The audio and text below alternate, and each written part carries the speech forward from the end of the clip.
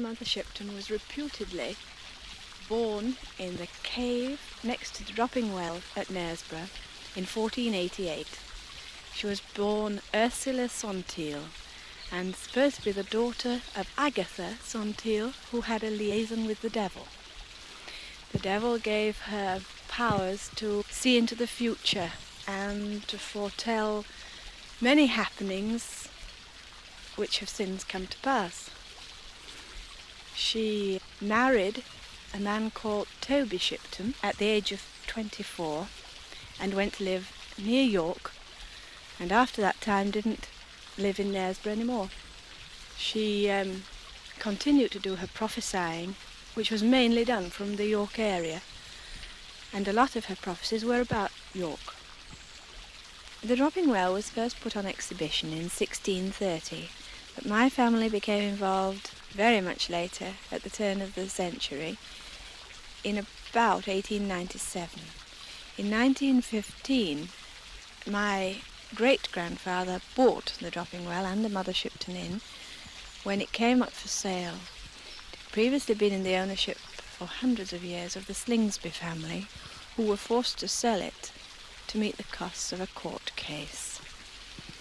He then continued to open more of the estate, which we now call it, to the public, so that today it stretches for about 3/4 of a mile along the banks of the River Nid.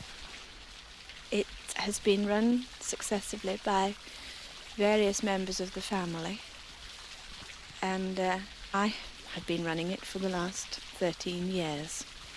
The dropping well, otherwise known as the petrifying well, turns things to stone in periods varying from 6 weeks to 6 months, depending on the density of the object which is hung.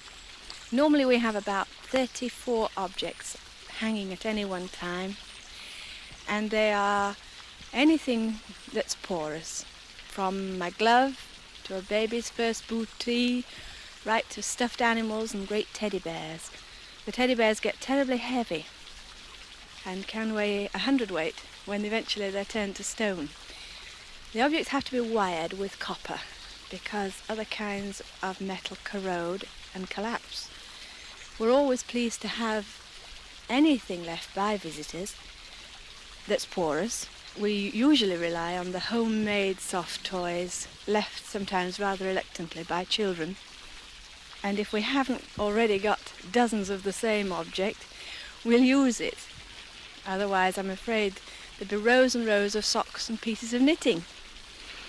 The water flow over the face is constant, doesn't vary summer or winter, although, of course, the dropping well freezes in winter and is a very beautiful sight with hundreds and hundreds of icicles forming, but the water still continues to come and rise out of the ground.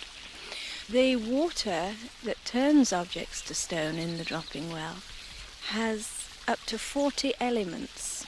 The main things are iron, sulfur, magnesium and lime, although those things just on their own in combination wouldn't work the magic of the dropping well.